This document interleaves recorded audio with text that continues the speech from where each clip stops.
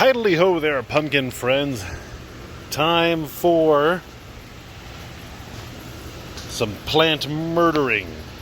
Today is, I want to say today is, I should have looked before I started the video.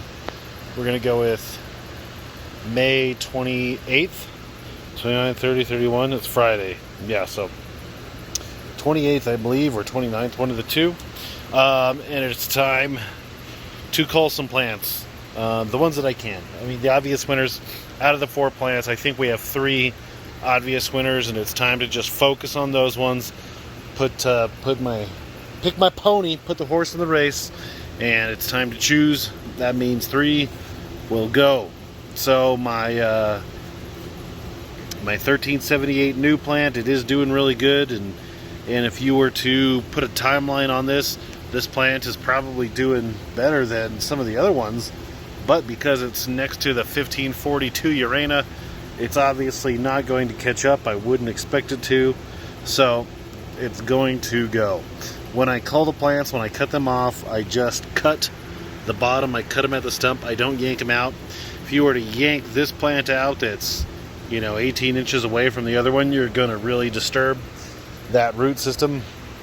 And you just don't want to do that. So there goes that one. Bummer to see that one go. It was doing really well, but such is life.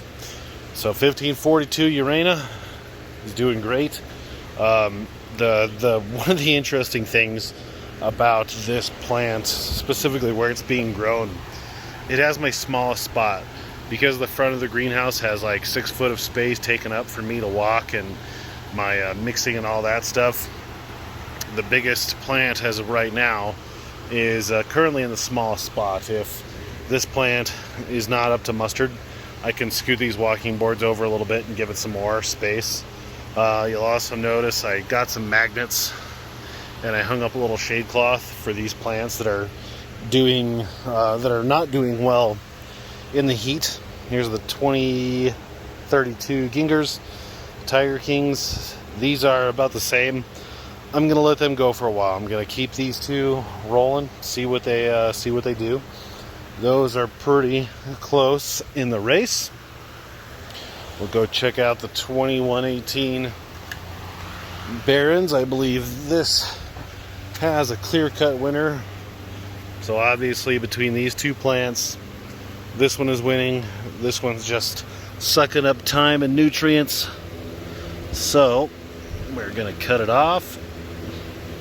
If I was prudent, and I should tell you, you should sanitize your blade before, just in case any of these plants have cooties, you're not spreading it. But I'm not. I got some of the irrigation set up. Got all the header lines on. This one is totally set up and working, but I just need to finish doing the rest of them, and then I can switch to my drip irrigation. Oh, and I got the misting system working, but I'll do a clip on that too. So both of these 2005 hastes, this plant is definitely turning on the juice. They're doing well. Unfortunately, like we've talked about, this one is a double vine, and even if it,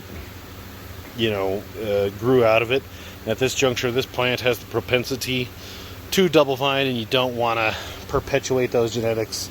Some people say it's a genetic thing, some people say it's random, but why take the chance when I have 2 plants that are pretty equal to one another? So let's cut this one off, and we can we'll take a gander at that double vine, get a closer look at it. So there you go, that one is gone. So when we say double vine, this is what we mean. It's a lot wider than it's supposed to be. And it's basically 2 vines fused together. So this is a double vine, flat vine, ribbon vine.